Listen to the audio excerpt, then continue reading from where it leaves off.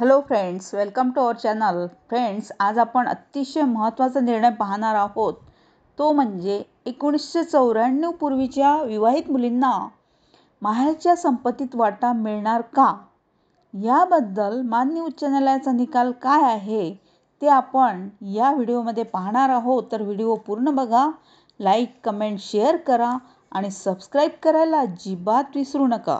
तर चला पाहूया आपण 1994 पूर्वीच्या विवाहित मुलींना खरोखर माहेरच्या संपत्तीत वाटा मिळतो का आणि तो कसा मिळतो, कोणत्या न्यायालयाच्या निर्णयामुळे तो मिळतो. तर चला पाहूया आपण. सुधारित हिंदू वारसा हक्क कायदा 2005 कलम 6 अन्वये 1994 पूर्वी विवाह झालेल्या महिलांनाही आता मुलांप्रमाणे वडिलांच्या संपत्तीत समान हिस्सा मागण्याचा अधिकार आहे.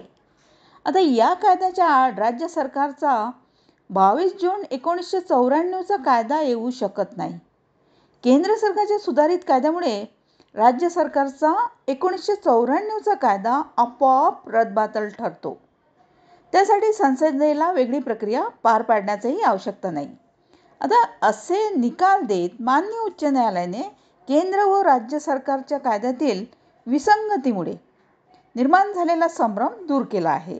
आता मुली जन्माला येतात तेव्हाच त्या वडिलोपार्जित आणि वडिलांच्या स्वअर्जित संपत्तीवर अनिर्बंध अधिकार घेऊन येतात. मुलींना हिस्सा मिळविण्यासाठी वडिलांच्या मृत्यूवर किंवा कुटुंबातील अन्य व्यक्तीवर अवलंबून राहण्याची आवश्यकता नाही. कायद्याची ही स्थिती स्पष्ट आहे. आता यानुसार मुलगी कधी जन्माला आली आणि तिचा केव्हा विवाह झाला याचा काहीही संबंध नाही. आता असे निरीक्षण नोंदवीत न्यायपीठाने 1994 पूर्वी विवाह झालेल्या महिलांना वडिलांच्या संपत्तीमध्ये समान हिस्सा मागण्याच्या अधिकारात अडसर ठरत असलेला राज्य सरकारचा कायदा आपोआप रदबातल ठरल्याचे स्पष्ट केले. आता 1959 मध्ये एका केसमध्ये 1959 मध्ये वडिलांचा मृत्यू झाल्यानंतर बहिणींना वडिलांच्या संपत्तीत आपल्याला 1/5 हिस्सा मिळावा यासाठी बहिणीने 2 भाऊ व 2 बहिणींना न्यायालयात खेचले.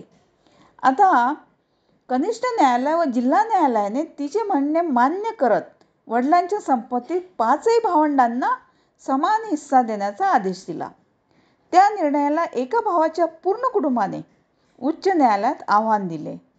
आता आपल्या तिन्ही बहिणींचे विवाह अनुक्रमे 1966, 1969 आणि 1976 मध्ये झाल्याने राज्य सरकारच्या हिंदू वारसा हक्क 1994च्या कलम 29 अन्वये त्या वडिलांच्या संपत्तीत समान हिस्सा मागू शकत नाही असा दावा भावाने उच्च न्यायालयात केला.